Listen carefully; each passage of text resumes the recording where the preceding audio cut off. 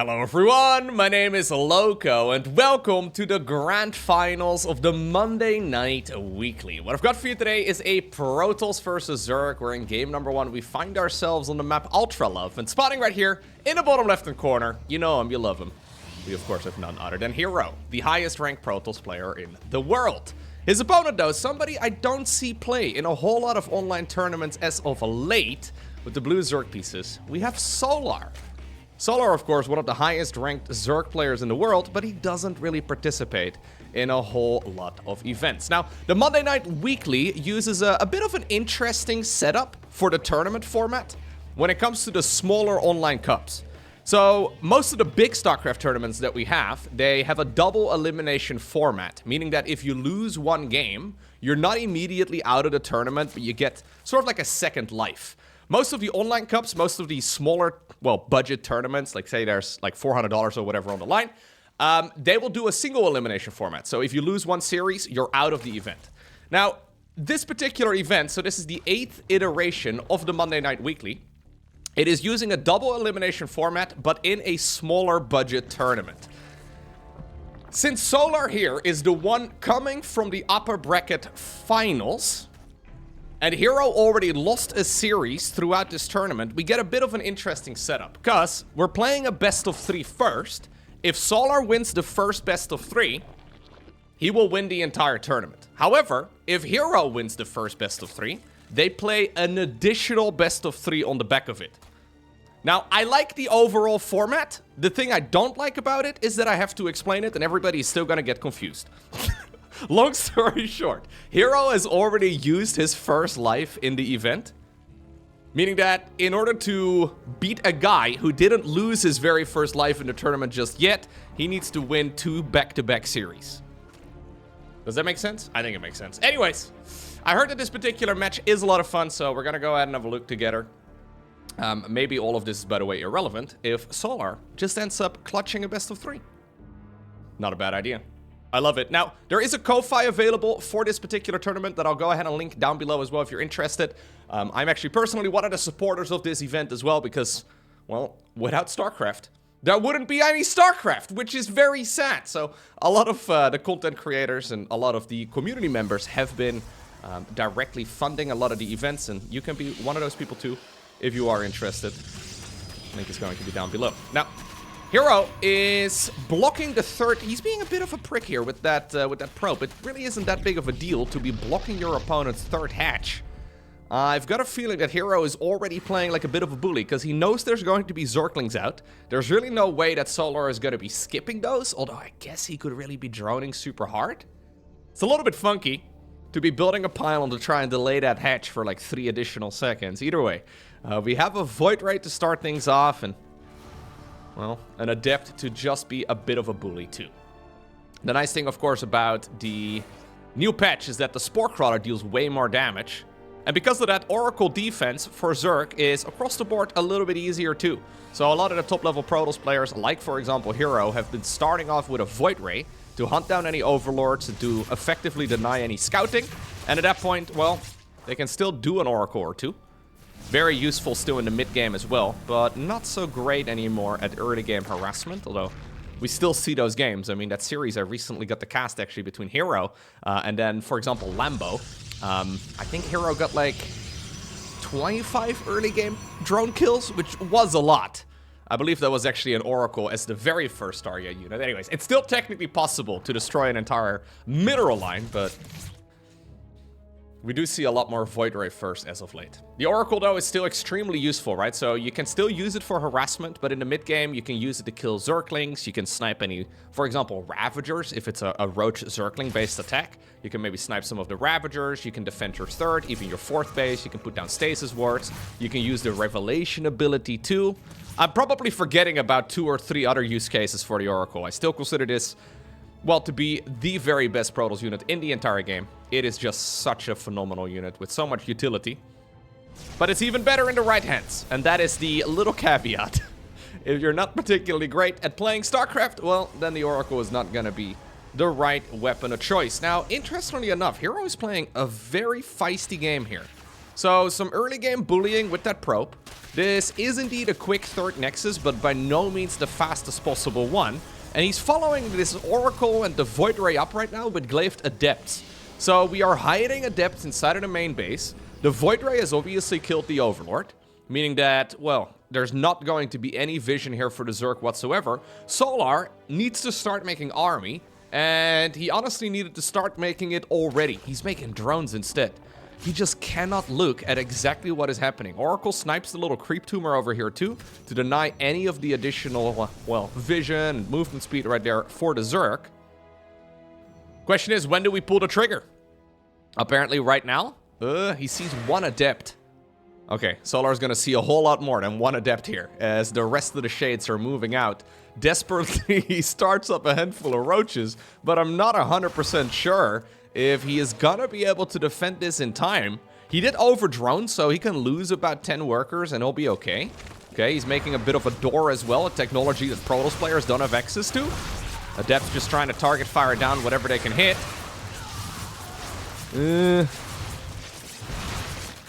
Okay. Honestly, very well managed here so far by Solar. He hasn't lost, well, any more than 2 workers. I think the majority of them, probably the both of them, were going down to the Stargate units. I don't believe that these Adepts are really going to be able to really achieve anything. Honestly, phenomenal defense here by Solar. That was kind of nuts. I mean, he's not out of the woods yet. There's still more Adept shades going around. I wonder if he maybe should have committed with those. Reinforcing Adepts now also do show up though, so he's trying to drag those roaches all the way back, as far away as possible. Ooh, there's still some roaches too though in the natural expansion. What about the ones over here? Well, there's only one roach to defend over at the third. Drones are now being targeted, and I think this can still, yeah, this can still turn out to be an advantage here for the Protoss player in the game. It was looking like a phenomenal defense, and then like a house of cards, everything came crumbling down. Solar is already going back to drone production. So this is one of the really nice things about starting off with a Void Ray and then those Oracles. In the past, whenever we would see like straight Adept pushes, right? So when, for example, like this is a long time ago, but back when the Adept was first introduced, we would see very fast Twilight Councils and then a ton of Adepts, and then they would go across the map and do similar amounts of damage as Hero just did. In the past, Zergs would overmake defense and then counterattack with Roaches, but Roaches don't have anti-air. So if you start off with the Void Ray here and the Oracles, you can hold any of those counterattacks as well. Now, Hero is still going full aggression, as he's now following this up with Immortals. He's got a second Robo facility, a Robo Bay coming up as well. Hero is planning on still getting Solar out of this game as quickly as possible. That's been his entire goal in this first game so far. Just try to get the win as quickly as possible. Can he win with this? I mean, this is looking really promising. Solar does still have an awful lot of supply, though. Aggressive blink forward. Yep. There's just not enough stuff. Solar is forced to tap out, and Hero is playing this series so far like an absolute bully. Alrighty. Next up, we find ourselves on a map called Hellscape, or Hellscape. So I'm a little bit confused by this map, because it was produced for the Team Liquid map contest, which is currently ongoing. This particular series was played, well, on Monday, because, I mean, it's the Monday Night Weekly, what is it? MNW? Yeah. This particular map, though, was not one of the finalists for the TOMC. It was produced for the TOMC, and I believe some of the other maps from patches, they did make it to the finals, like, for example, Persephone, but this map did not, and yet this is one of the maps that we are playing in this. It's a bit confusing. I'm not entirely sure as to why. So I haven't actually had a look at Hellscape before, but we can maybe have a look at it right now. Maybe the tournament organizer is a big fan. I'm not entirely sure. This looks very, very normal. Nothing all too weird. We have a hybrid base apparently in the top left with 7 mineral fields. How do we feel about 7 mineral fields? Yeah.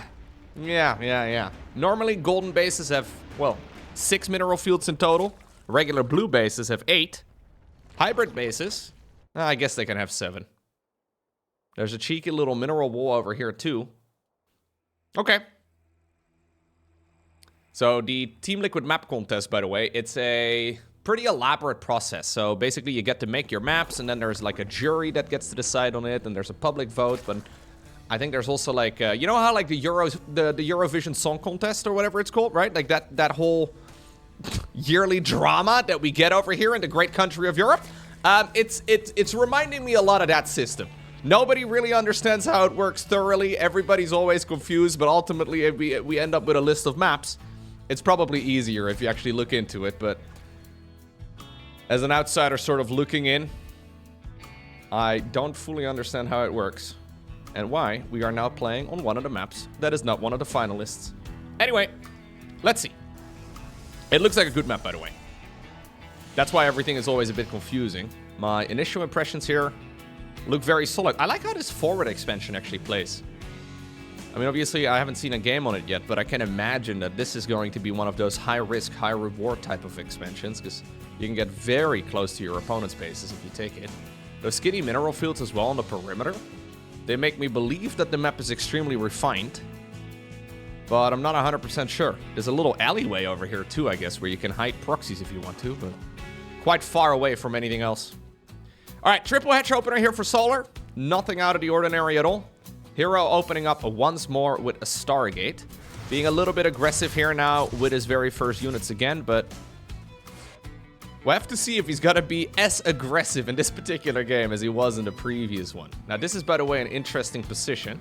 So, a lot of maps, you may have noticed, right? They have, like, indicators for where the center of your expansion should be. And a lot of maps also have indications for where your very first pylon should be, if you're a Protoss player. I believe that's the indicator right over there. Hero's like, nah.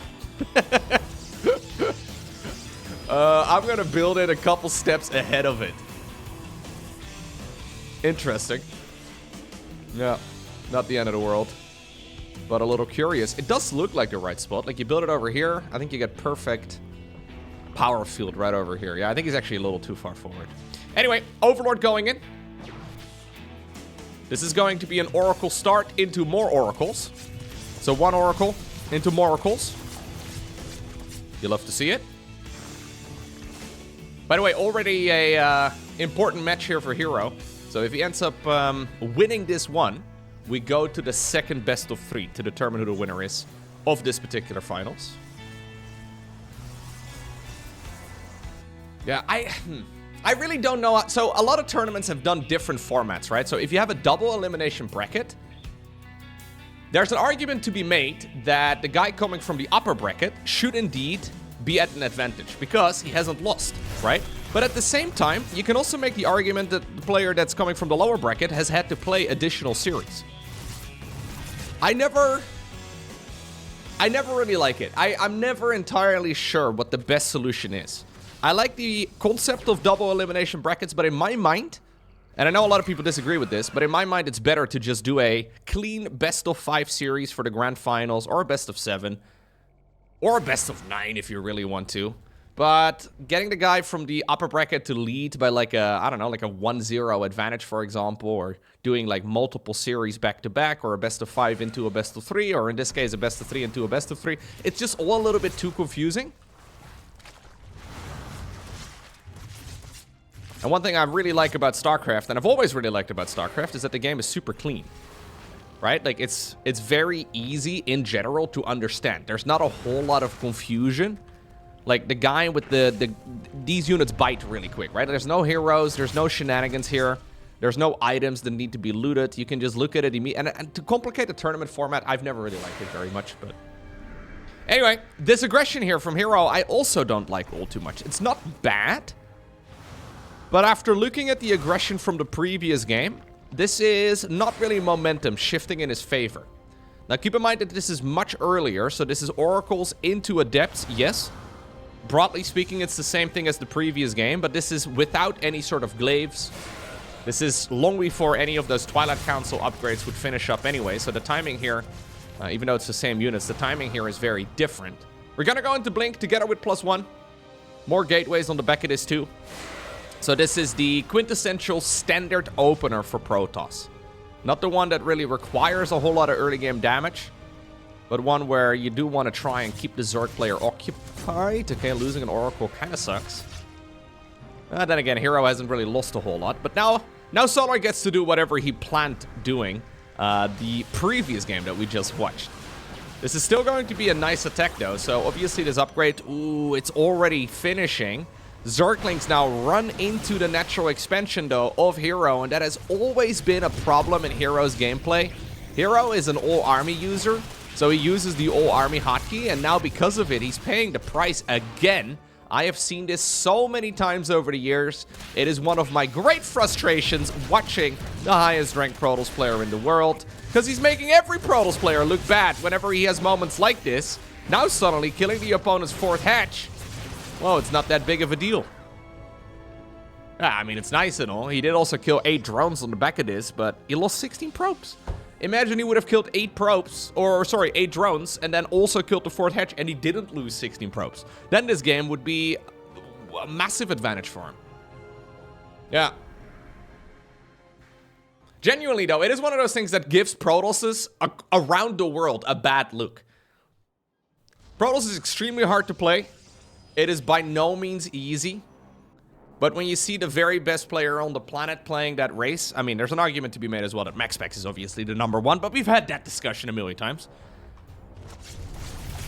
It's not a good look. No, it's not a good look. Well, now suddenly, Solar can go for a big attack. He's got himself this opportunity here. He's got one shot. Will he capture it, or will he let it slip? Or are his knees made out of spaghetti? Are his palms sweat? No, his palms are not sweaty. This is a nice attack, but it's not a fully upgraded Zerg army, so no Baneling speed, no Hydra speed. He's trying to hit here before any sort of real counter against these units can come out, because obviously this is a very flimsy Zerg army. There's no charge yet. There's no Colossi, so Hero is not really in a position where he can rely on any of that. As a matter of fact, he's not even getting it. He's making an Immortal, but I feel like the Immortal is not really that great of a weapon of choice. Gateways do go down, by the way, which does kind of suck. You can see that Hero is already starting to stack up a lot of minerals and gas. A lot of the production here is lacking now, which really does slow him down. He probably also expected this Zerg to be a little bit more feisty with this attack. I quite like here that Solar is just sort of dancing in between the bases. Yeah. So this is a game that is likely going to be decided by the fact that Hero did not put a unit in the wall off. It's clumsy. It's unnecessary. I think he would greatly benefit from, well, removing the all-army hotkey for a couple of weeks and just properly hotkeying his units like everybody else. But this is going to result in a Solar win, surely. GG.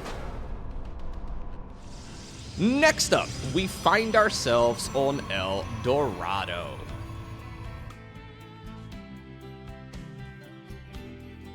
Rough game right there for Hero. Yeah, Hero's got extremely high highs, where his micro is just unparalleled, and his unit control and game sense, and really like his clutch decision making is just phenomenal. It's insane. It's so great. But then, at the exact same time, he just doesn't have an adept on hold position in the wall off, and he loses the game because of it.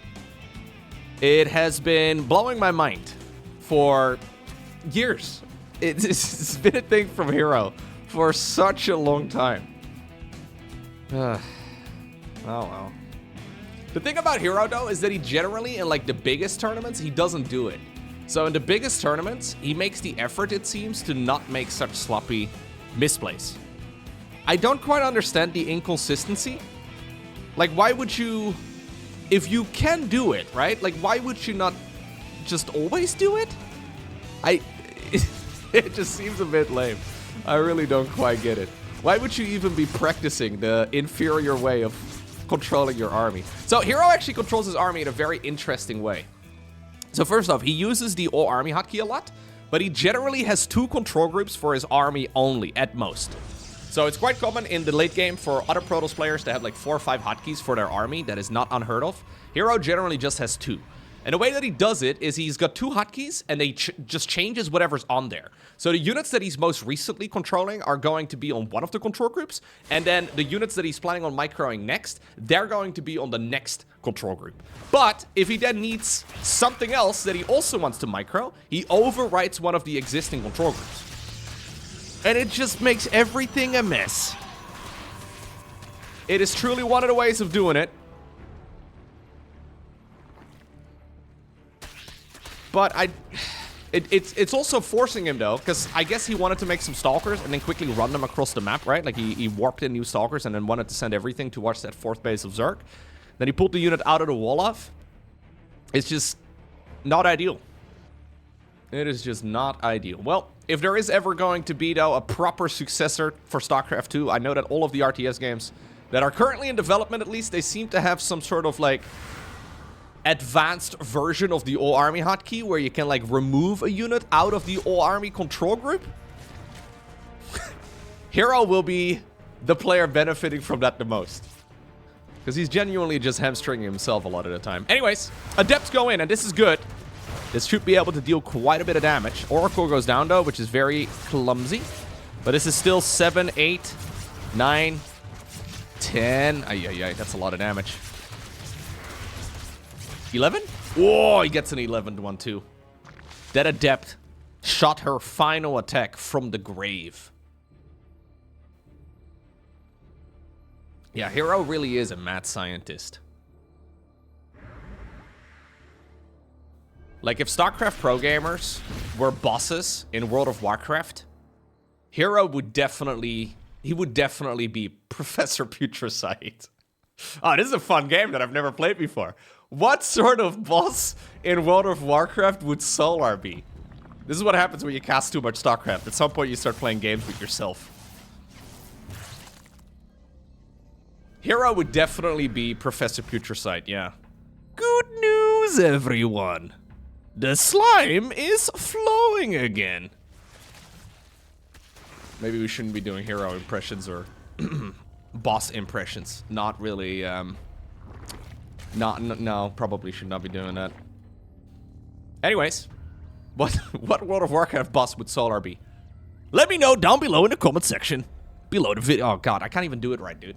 I tried to not be a cringy YouTuber, but I couldn't even do it right. Anyways, smash like and subscribe, everybody. Tell your mom about today's video. Or your dog. Maybe your dog likes watching StarCraft. I don't know. Actually, I've had a lot of people say that they have their, like, literally their pets watching my videos, because apparently that's the only thing that really calms them down or whatever. Like a daily routine to put my video on the television. And their pets like to join them, which is really nice. Alright. Looks like Hero is once more going for the bullying strat. So when he gets early game damage done, bullying commences on the back of this. Solardo going for Roach Hydra.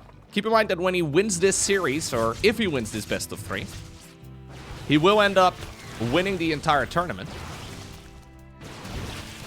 If Hero wins it, we're playing a secondary best of 3.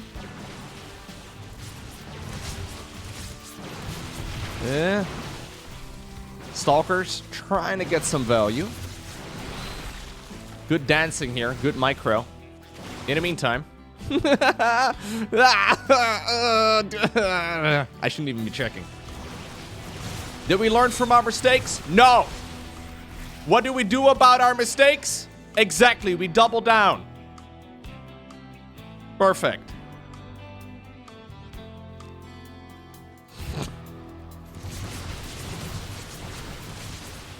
So what Hero likes to do is whenever he sees that a run-by is coming in, he likes to, like, clutch warp in a couple units. But obviously, if your gateways are on cooldown, yeah, you can't warp in units.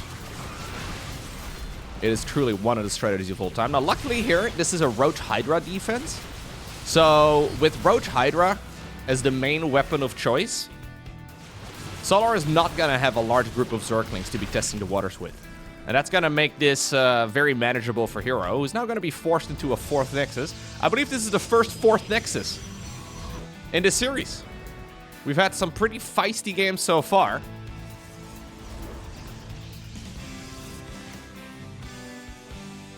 Hydrodendo is steadily researching. And at this point, there really isn't a good answer for like a maxed out Roach Hydra bull. Hero is going to continuously play this mono battle style, where he's mostly just trying to build up the Stalker count.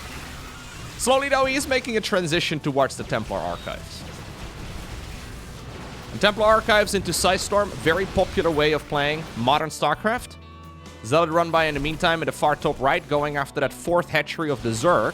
And honestly, if we can continue to dance over here, kill the 4th hatchery of the Zerg, whilst having a 4th Nexus of our own, it is going to be phenomenal for Hero, although he should really be targeting down the hatchery itself. Yeah, he notices now that those Zealots were sleeping on the job for just a bit.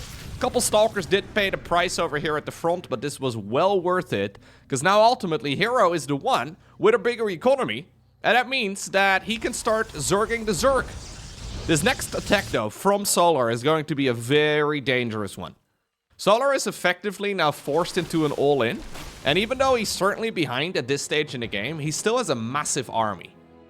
Hero is going to get the superior economy, right? Eventually. He is going to be able to get into Storm and all that. Eventually, he can build additional Immortals. All of that will come in just a minute or so, but it's still cooking up now. It's still in the oven. So let's see how much damage Solar can deal in the meantime. Stasis ward, stasis ward, stasis. Ooh. Okay, he spotted it. Pops it with one of the biles. That could have been an absolute disaster. Storm now about 10 seconds away. Aggressive blink forward. Oracle also dove in at the same time. Storm, though, is going to be juicy on this ramp. The weather forecast. Oh, yep. Hero likes to be the weatherman in his free time. If this whole pro gaming thing doesn't work out, he can work for the Korean news station or something. And the weather forecast for today will be more storms. Yeah, this is effectively an all-in from Solar, and obviously he can still macro his way out of this. But he was certainly hoping to deal more damage. So he's rebuilding a 4th hatch, but he didn't really make any additional workers. And at this point, Hero's Eco has kicked in. At this point, his technology has obviously also kicked in. Not sure why we built the additional robos over here. So we have 2 robo facilities in the far top left. Very exposed. I would have much rather seen them in a different position, but again, Hero in a nutshell. The mad scientist Protoss. Oh. Hello. Okay. Well, there was an attempt. Zealot run by once more. He's hoping that Zerg is going to rebuild that hatchery in the far top right.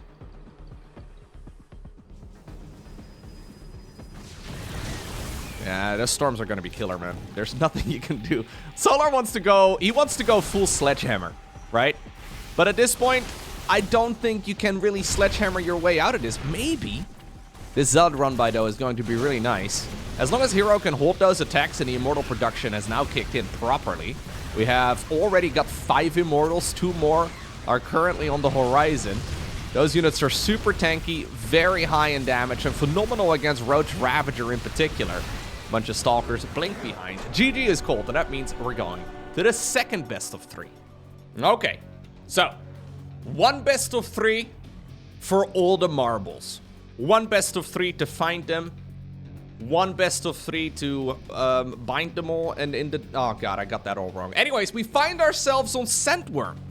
Now, I've seen this map as one of the finalists for the TOMC, but I haven't actually casted a game on it just yet.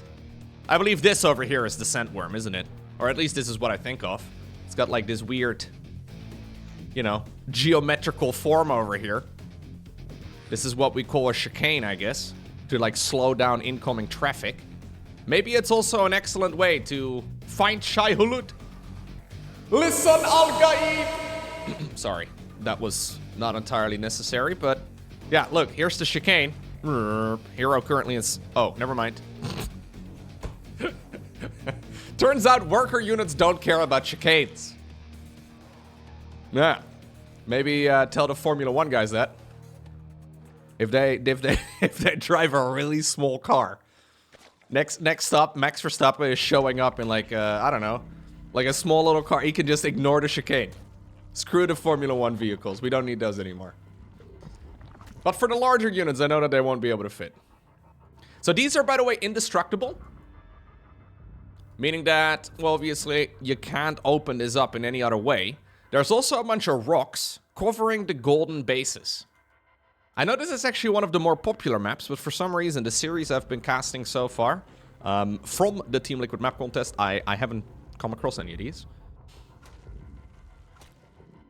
As I'm casting this, by the way, the voting is still open. So if you want to put in your vote, if you Google TLMC or Team Liquid map contest vote, you can put in your thoughts as well and vote for your favorite maps. And that way you may just very well help out and decide what the next ladder map pool in StarCraft 2 is going to be. Very important. Okay. Personally, I like pretty much all of them, except the ones with the in-base expansions. But that is also very much so a personal choice. Like, my opinion is obviously the best. Don't get me wrong. I have all the best opinions. Also the very best music taste. And, you know, you should just copy everything that I do. But your opinion may be different than mine. Now, I personally don't really like the in-base expansions very much. I think they're kind of lame. But across the board, the map pool, whatever it's going to be like, I've got faith that it will be really strong. Stargate opener once more here for Hero. Nothing out of the ordinary. We're just zapping a bunch of units all around the map. It's interesting how we haven't really had a very sandy map in a while now. At least not with just really like a one type of terrain. Most maps in StarCraft 2 now have very distinct varieties as far as like the colors go and different sections of the map. But Scentworm is, well, living up to its name. It's got scent. There's scent all over the map.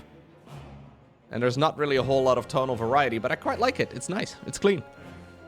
It would suck if every map looked like this, but this is just a bit of a classic approach. And I can't complain. He did get the creep tumor snipe over there.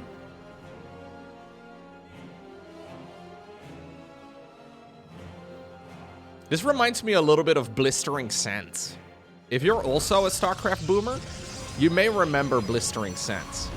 So this is something that I am interested in on Scentworm. So Scentworm has a bunch of rocks over here that share HP that block the mineral line. Now, the idea behind this is that apparently we have decided that the gold base is too powerful otherwise, but you can knock the rocks down whilst you're building the Nexus. Or, well, hatchery, command center, whatever. So they're not actually blocking the pathing. So the width of these rocks is the same width as right over here. It's a really interesting pattern. I don't really know if this is really that important, but I guess because of this little section over here, and then also, all memes aside, the chicane in the middle, it is quite difficult for the opponent to attack into this, and it may just be all that Hero needs to get away with this gold base. He really does need to knock down the debris, though. Hello, lads. Oh no, he's busy microing his oracles. He forgot retargeting over there onto the rocks. This is going to be awkward. Now we have a third Nexus. We have a third Nexus, but we have no way to mine it.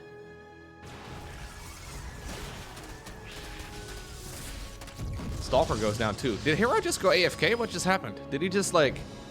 Felt to me like he...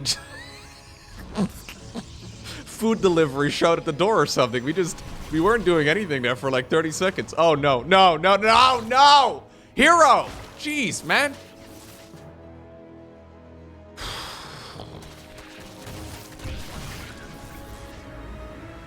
If you're a true diehard Hero fanboy, I feel like your life is very complex. Like at that point, everything's gotta be extremely hard. Because it's just, he's just playing with your feelings the entire time. It's hard to... Okay, big attack coming in right here from Solar. He's bringing the queens as well. Karen, Lily, Brenda, of course. They're all on a little march. I don't really know about this, dude. Like, the mineral fields are still not accessible. This is an absolute Hero game to a T. Because I believe he's also going to hold this attack. As cursed as all of this is, well, I say that.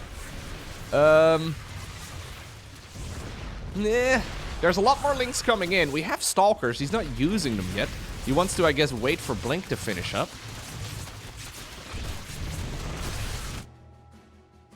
Okay. No, this is... I guess it's alright. I mean, ultimately, Solar is executing this push, but he's doing it from an economical deficit, right? So even when he kills this Nexus... I like that Hero, by the way, started up a probe in that base. He didn't start one over here. No. We started one over there. Anyways, even though... Yeah, he did lose the third Nexus there. I think he could have at least tried holding onto it a little bit more, but I guess he just didn't feel the need to. Because despite everything, Solar's economy is still not amazing. And he can just go ahead and rebuild the Nexus if he really wants to. I think he should have definitely gone into that additional Oracle. So 2 Oracle early game is a little bit flimsy. I think triple Oracle or even Void Ray into double Oracle is way nicer. The chicane right now, though. Slowing everything down. You know map design is getting serious when the StarCraft map makers are taking themes from, like, civil engineering over here and trying to figure out what the optimal road design is going to be. This seems like a very aggressive chicane, though. This, like, definitely has you slow down, unless you're a pro. Alright, attempt number 2 on the third Nexus. We also now go for additional Oracle production. So he's already got 3 Oracles, and we're adding on a 4th. I'm not sure how I feel about that now. Feels a bit late. But apparently we've made the transition into full Oracle production from here. I mean, I guess he killed some queens? So maybe he's crossing his fingers and hoping Zerg didn't rebuild it? I mean, they're still getting some good value in. It's just that Oracles are absolute glass cannons, right? The later the game goes, generally the better it's going to be for the opponent. It's like a supply count issue. You have similar things too when you're, say like for example, you're playing Phoenixes. Generally phenomenal when the opponent doesn't have a lot of supply, but the longer the game goes on, usually the easier it becomes to counter those types of troops as well. Well, Oracles have a lot more use case though. Solar has decided to now go for his own gold base. And that indeed is going to boost his eco quite nicely. I'm not exactly sure what Hero's plan was in this game, if I'm being totally honest. It's all been a little bit confusing. Like, he hasn't really committed to anything. As decisive as he was in the first couple games we watched, this one is just... Yeah, I don't think this is this is the best setup for him. This is also a very awkward choke point to be fighting through. This gold base is actually very protectable. I think once these rocks are down, it's going to be super hard to keep this base around. But if we're fighting through just this choke, we have a sentry in the middle of the map for some reason. Zergling run by, at least, well, attempted over here on the right side of the map. Okay. Oh no. Oh god. I didn't catch it on camera this time around, but we did once more have Zerglings slipping in. There's also like 4 Zerglings in the far bottom right, dragging the entirety of the Protoss army away. Okay, Hero. It is time to pull off multiple strikes. He's bringing his bowling ball. He's ready to... Oh, we're all army hotkeying the Prism and the Oracles now? The Observer is in there? Ay, ay, ay, ay, ay.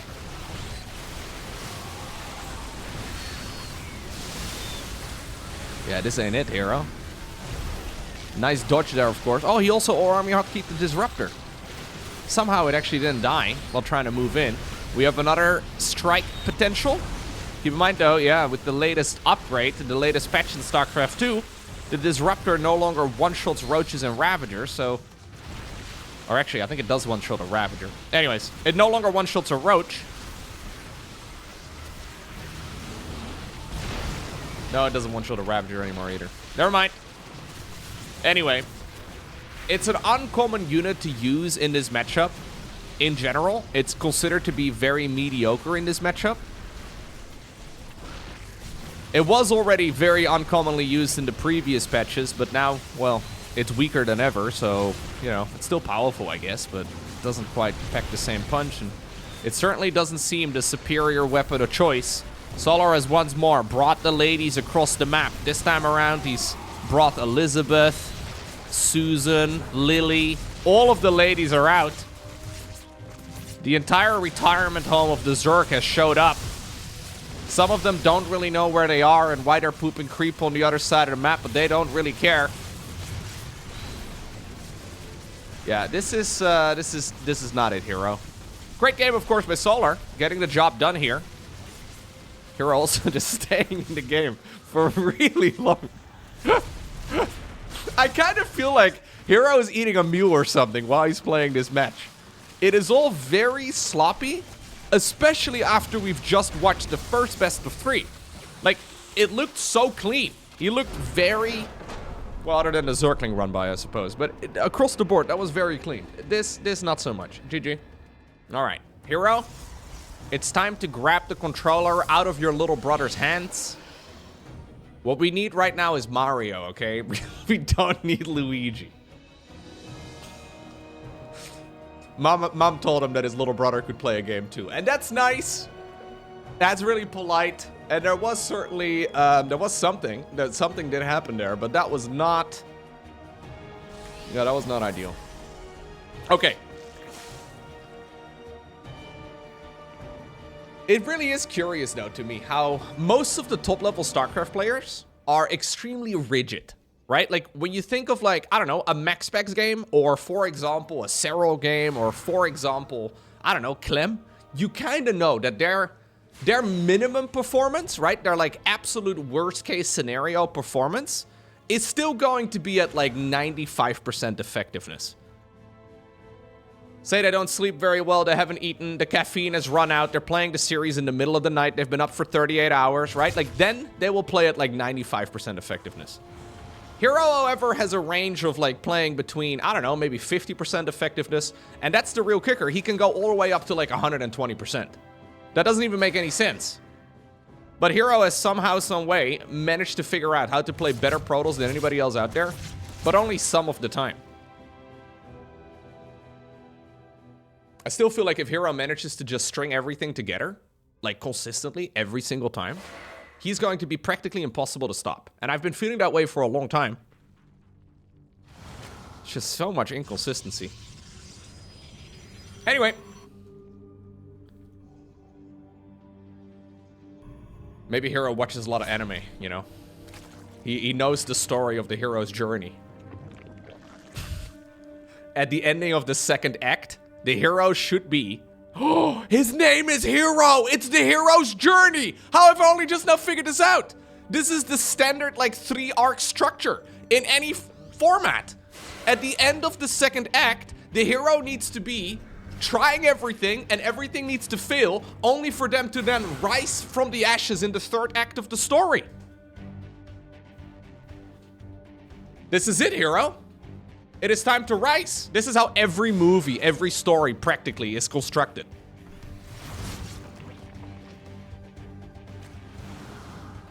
Most certainly so in anime. Let's see. It's time to power up. Hero has been shouting. He's gone to Super Saiyan 3 at this point.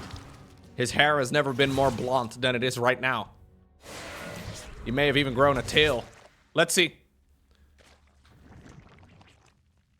It's going to be a quick charge, by the way. Apparently, we're not really going into full Stalker control. Instead, we're going for the Ooga Booga Zealot all-in. That's the plan, dude. I sometimes wonder if you just stumble upon one of my casts in 2025 for the very first time. There's a lot of weird stuff going on these days. The cast used to be pretty clean, but oh well. It is what it is. Anyway. Zealots with +1 though are powerful. There is a Roach Warren.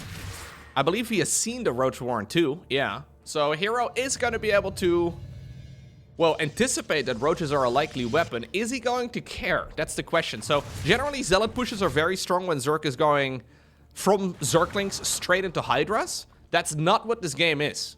Hero hit a massive, oh god, Hero wanted to go for a big push and then hit a big supply block. 85 out of 85. I was wondering why we're not doing anything. How do... Alright, anyways. Didn't see that. We didn't... Okay. Zealot charge has been revealed. Roaches have, of course, already come out. More are building. Killing the 4th Nexus, or 4th hatchery over here, is nice. But I don't believe that really justifies all of this. Oracles, well, sail in as well. One of them goes down. He's mostly just targeting the queens here. Adept's in a little bit of trouble. But he's getting a good bit of damage done. Okay, so he was hitting the 4th base for a little bit, then decided, no, we want more? Which generally is not a great idea, but he's managed to somehow get insane value here. So if we wanted to go for an all-in, then why did we attack the 4th base first? Why did we take the long way to the opponent's side of the map? After already getting delayed once, because we hit a supply block. So he didn't build a 4th Nexus on the back of this. If he would have built a 4th Nexus, I would have liked this position way better for Hero. Solar can quite easily here recover from this worker deficit if he just makes some of them. Overseer is going to scout out at least reasonably nicely here how well everything's going. Couple Zerglings here get charged on. Roach Warren itself is in some trouble. Now we have Zealots all over the map. Roach is going in. Ah, that's a lot of Oracles up in the air, though. I don't think this is it, Solar. No. This is... Well, maybe. Oracles are gonna run out of energy eventually. This is so much chaos all of a sudden. We really have gone full ooga booga. Yeah, it's just not enough, though, for Zerg to hold on. What a absolute clown show of a game. GG. I'm still a little confused by that previous match. So we hit a supply block. We make 4 pylons at 85 out of 85. Then we still commit to the Zealot push anyway, but we first off go in the wrong direction, only to then realize that we should probably be going for the natural. And then somehow, some way, we bring it all home? Well, you know what? There is an argument to be made, right? So say you are in Solar's shoes. Solar is generally a pretty clean player. He is quite textbook, nothing all too exciting about his gameplay. I mean, exciting in the sense that he plays similar to a lot of the other, you know, top-level Zergs. It's very macro-focused, very spreadsheety, right? The thing is, though, Solar is very much so dealing with incomplete information in all of these games. Like, he is trying to string a game plan together from the opponent based on the information that he scouted. And let's be honest here, I don't think Hero really knew what he was doing half the time in that previous game. So how in the world could Solar figure it out? This is one of those things that only really makes sense at the absolute highest level of play, because there's a lot of mutual respect and assumptions that players make. So you don't really expect your opponent to be building 4 pylons at 85 out of 85. That's weird. That doesn't really make sense. So did he make a 4th Nexus on the back of it? Do we go into like a big Roach push because of it? Because this looked like a big Zealot all-in, but it wasn't really a Zealot all-in because it hit like a half minute later than it should have. And he didn't really bring that many Zealots because he must have missed a warp in. But we then also didn't make a 4th Nexus at the same time. So I can imagine in Solar's head, he's trying to make sense of the situation, and he just couldn't quite figure out exactly what was happening until it was a little bit too late already. Apparently now we're going for a relatively similar looking game as the very first one in this entire series. Void Ray into Oracle. Although we didn't build a Twilight Council yet, so we have to keep an eye out on exactly what the plan is really going to be here for Hero. He's just building up a quick 3rd Nexus for now. No drones over at the natural. Solar started off over there. It's because Hero blocked the expansion, so he was forced to go in this direction first. Twilight Council now coming up, though. And it looks like we are setting ourselves up for a very normal mid-game here. Neither player really with a significant advantage. And usually I've noticed that when Zerg goes into the mid-game not taking any damage early on, they find themselves with a lead when a couple additional minutes go by. It's very much so up to the Protoss player here to decide the pacing of the game. Hero is not going. Hero is not going for a macro game. Scratch all of that. This 3rd base may as well be fake. We are doing an 8-gate Zealot charge all-in. I mean, it's hard to be a very hardcore Hero fan, but it's also impossible not to be a Hero fan. You know what I mean? Like, he really does play the craziest stuff you can go for. And sometimes it's just perfectly executed and better than anybody else, and other times it's just looking like his little brother is, you know, using his controller. Apparently we're now bringing everything home for an 8-gate all-in with a delayed forge? What's the forge for? Excuse me, what are we gonna do with the forge? Usually you line up +1 ground attacks with the zealot push. This forge does not line up with anything. Where are we? I'm actually not sure what we're doing with the forge. Are we even committing to a push? Okay, well the zealots have now revealed themselves, I think, to a few of those links. Solar was already making drones, or he's already stopped making drones, rather, and he's just already gone into mass unit production. He's got the perfect number of workers here to deal with it. No unit in the wall off, naturally. Forge in the main base is going to a research +1, but this upgrade is like a minute late. Okay, zealots on the ramp. I mean, this is not going to work out, Hero. Those queens are having a grand old time. Oracle's a little bit late to the party. The oracles do show up eventually, though, and they are going to start working on some of the queens, but this is not achieving that much. In the meantime, those 2 adepts from the early game were just hitting the hatchery a bunch of times, but they have not really achieved anything either. The real damage was done on the other side in the natural, with 2 of those probes going down. Solar holds that so easily, he didn't even care. Yeah, he lost 2 roaches and a queen during all of that. Now, is Solar going to go for a push on the back of this as well? Is he going to go... Oh my god, we're actually just following this up now with 5 sentries. We're going into Blink. Now we're going into a Robo? He just did effectively like a 12 Zealot donation. But it is going to bait out this very big attack from Solar. And Hero is super strong in these clutch scenarios. Zealots were already waiting on the watchtower up north. Queens have just left their hatcheries alone. These zealots can actually drag this entire army back. Solar decides, ooh, okay, a little bit of indecisiveness. He didn't notice them until it was already a little too committed. We're gonna go after the drones instead. He will clean up this this zealot ball, but this is now giving a bunch more time for Hero to potentially finish up some additional defenses. One big control group here, it looks like. Some precisely positioned force fields. Stasis ward over here. We do have a robo facility, but no immortal production has begun yet. It is just going to be stalkers. I don't think this is holdable for Hero. Solar has way too much stuff here. Yeah. That zealot push was just... I don't know. It was never going to work. Generally, you want to abort that push as soon as you see that the opponent did not skip a roach warn. Hero definitely saw it, and then he decided, nah, don't care. And then he donated 12 zealots, which is just a little bit too much. I think that all of this is going to lead to one inevitable outcome. And despite this being a very fun series, and despite the fact we have seen a large variety of Protoss just from a single player, this is certainly going to end in a Zerg win. Yeah. I also think it's quite funny that a lot of Zerg players are desperate to avoid the late game.